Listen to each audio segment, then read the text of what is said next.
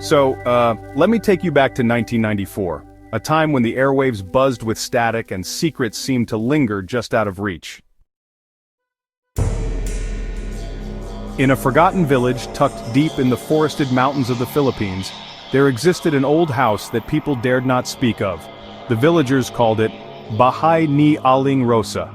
Abandoned and weather-worn, it had sat untouched since the early 1970s, until a group of curious teens in the summer of 1994 decided to enter it. The leader of the group was Marco, a 17-year-old thrill-seeker with a fascination for the occult. With him were three friends: Ella, the skeptical one, Tonio, who laughed at everything, and Nina, the quiet girl who often saw things others didn't.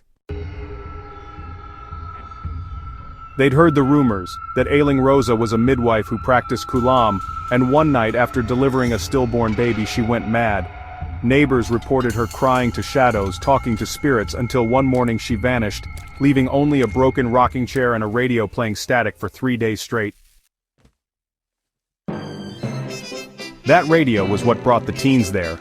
Marco had found it buried in an old pawnshop bin, dusty and scratched, but when he turned it on, it played that same static. Not just noise, but something else beneath it, whispering, in Tagalog. He thought it was cool. Nina, however, looked pale and begged him to turn it off.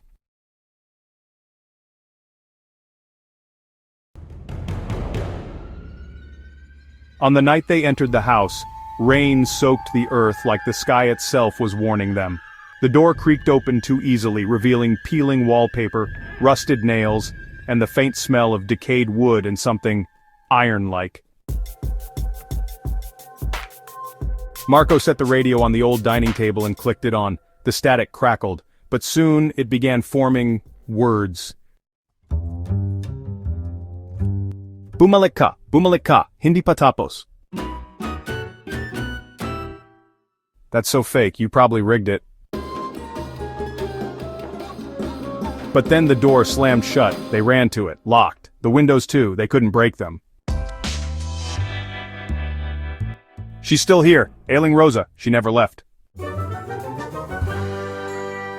Suddenly the lights flickered, though no power line had touched that house in decades. And then they heard it, the unmistakable creak of a rocking chair upstairs. They climbed, each step heavy with dread.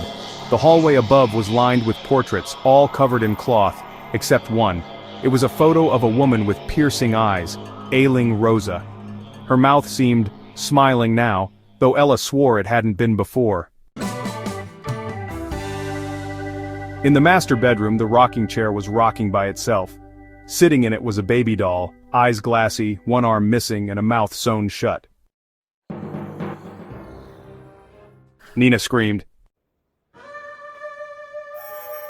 The radio buzzed louder downstairs, guttural now and honestly just filled with these shrieks and chants.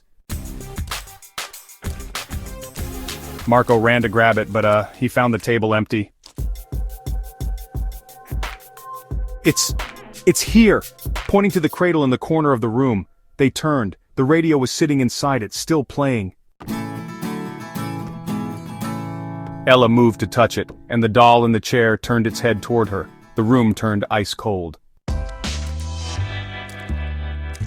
You brought my child home, but where is your soul?